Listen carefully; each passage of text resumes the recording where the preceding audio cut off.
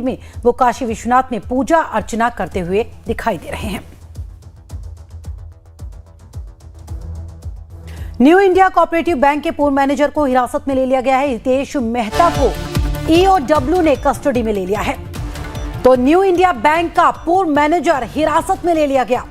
हितेश मेहता नाम बताया जा रहा है। ईओडब्ल्यू ने कस्टडी में ले लिया है। हितेश मेहता से अब पूछताछ की जाएगी। बता दें आपको कि न्यू कोऑपरेटिव बैंक में 122 करोड़ के कथित घोटाले में पूछताछ होनी है हितेश मेहता से। 122 करोड़ के कथित घोटाले में पूछताछ की जाएगी मेहता से। न्यू इंडिया बैंक का पूर्व मैनेजर है हितेश मेहता को ईओडब्ल्यू ने कस्टडी में ले लिया है।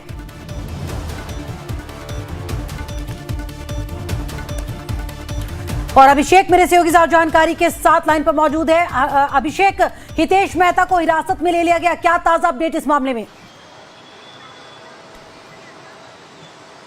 बिल्कुल, देखिए हितेश मेहता जो कि मुंबई के दहसई इलाके में रहा करते थे, उनके घर के 15वें महले पर जो महले पर जाकर ईओडब्ल्यू की टीम लगातार पूछताछ किया। पूछताछ के बाद कुछ देर के बाद उन्हें साथ में लेकर गई, यानी उन्हें कस्टडी में ले लिया है ईओडब्ल्यू की टीम ने। और देखिए मामला इनके ऊपर साफ है। 122 करोड़ रुपए घोटाला इन्होंने किया है।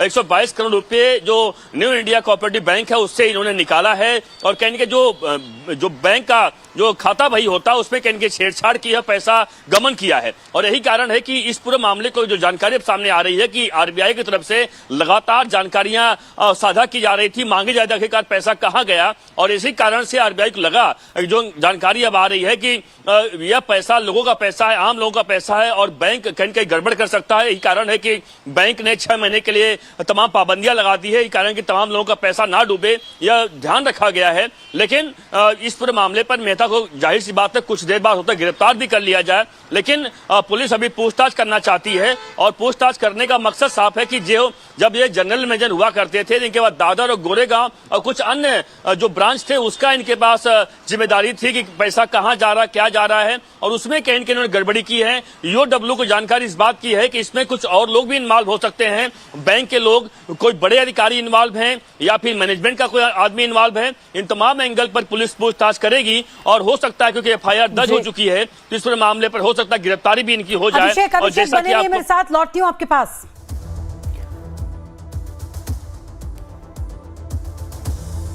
तो इधर मुंबई के न्यू इंडिया कोऑपरेटिव बैंक पर बैन के मामले में पुलिस ने बैंक के महाप्रबंधक और लेखा प्रमुख के साथ साथ उनके सहयोगियों के खिलाफ 122 करोड़ के कथित गबन का मामला दर्ज कर लिया है। इसके साथ ही मामले की जांच ईओडब्ल्यू को दे दी गई है। बता दें आपको कि आरबीआई ने न्यू इंडिया कोऑपरेटिव बैंक पर कई प्रतिबंध लगाए थे, जिसमें जमाकर्ताओं की धनराशि की निकासी पर भी रोक शामिल है। आरबीआई की तरफ से बैन के बाद शुक्रवार सुबह से ही पैसे निकालने के लिए बैंक की शाखाओं के सामने ग्राहकों की भारी भीड़ जमा हो गई है। She had put in 4 lakhs something, more than 4 lakhs. So that's why we are here, stuck here. From yesterday we are here. Bank को अभी क्या बोलने का? हम लोग को हमारा पैसा मिले और क्या? बस हम लोग का पैसा मिले, बस थोड़ा थोड़ा तो दे दो। अंदर जाने को ही नहीं दे रहे हम लोग को। कोई नहीं आगे आ रहा है। बंदोबस्त लगा है। पोलीसच्या 2 गाड्या, पोलीस का 2 गाड़ी है, पुलिस लोग आगे आ रहे हैं। उनका भी कसूर नहीं पुलिस लोग का।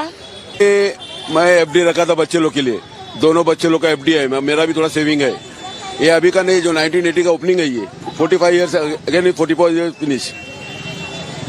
अभी देखिए इसके लिए हमको तो कुछ खबर नहीं, कुछ नहीं। हम लोग का रोलिंग चालू था, बाजू में रहने वाले हम लोग, संभाजी नगर, ये हमारा पहले से है।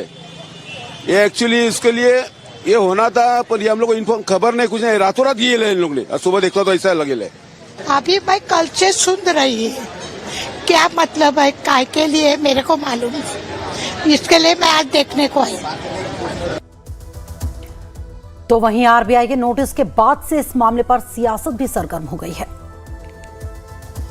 बहुत ही दुर्भाग्यपूर्ण स्थिति आप देख सकते हैं कि सैकड़ों की संख्या में यहाँ पर वरिष्ठ नागरिक आए हैं, माता बहनें आई हैं, साथी आए हैं। और एक ही चीज है दुख उनका कि ये बैंक को करना था तो बैंक इन्हें विश्वास में क्यों नहीं ली। आरबीआई को कोई नियम लाना है, बैंक को कोई नियम लाना है, तो इनको विश्वास मिले। इनको 6 महीना पहले बताए कि हाँ ये बैंक में अनियमितताएं दिख रही हैं, आप अपने पैसे आप निकाल लीजिए, आप अपने लोन भर दीजिए, नए लोन लेने हैं तो ले लीजिए, प्रॉपर्टी बेच सकते हैं। अब ऐसे में तो ये कुछ भी नहीं कर सकते। ये पूरी तरह से एकदम इनके हाथ में कोई पावर नहीं रहा। सारा पावर बैंक और आरबीआई के हाथ में है, सरकार के हाथ में है।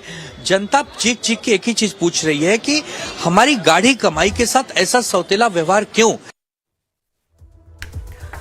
और अभिषेक मेरे सहयोगी लगातार मेरे साथ जुड़े हुए हैं सीधे मुंबई से। अभिषेक, हम देख रहे हैं इस बैंक के बाहर लोगों की आज लंबी लंबी कतारें, काफी भीड़ देखी जा रही है। कि आपकी बातचीत हुई लोगों से, कितने परेशान नजर आ रहे हैं ये लोग?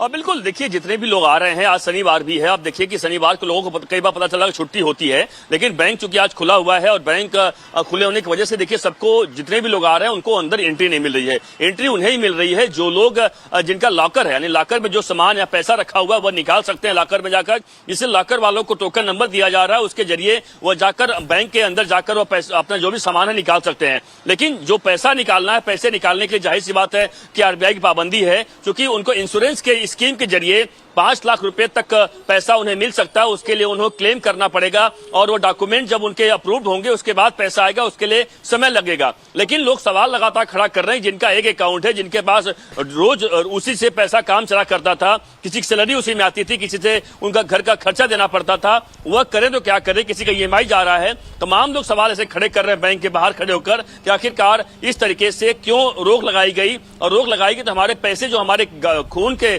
यानी गाढ़ी कमाई के पैसे हैं और खून पसीने की कमाई के पैसे हैं, वह के पैसे कहां चले जाते हैं। इन तमाम एंगल पर लगातार सवाल लोग खड़े कर रहे हैं, चाहे बुजुर्ग हो, चाहे वह महिलाएं हो। हर कोई इस बात को लेकर काफी परेशान है कि उनका जो पैसा है, पैसा जल्द से जल्द मिलना चाहिए और इस बारे में आरबीआई को जरूर सोचना चाहिए। अभिषेक, चलिए, शुक्रिया जानकारी देने के लिए। लाइव प्रदेश में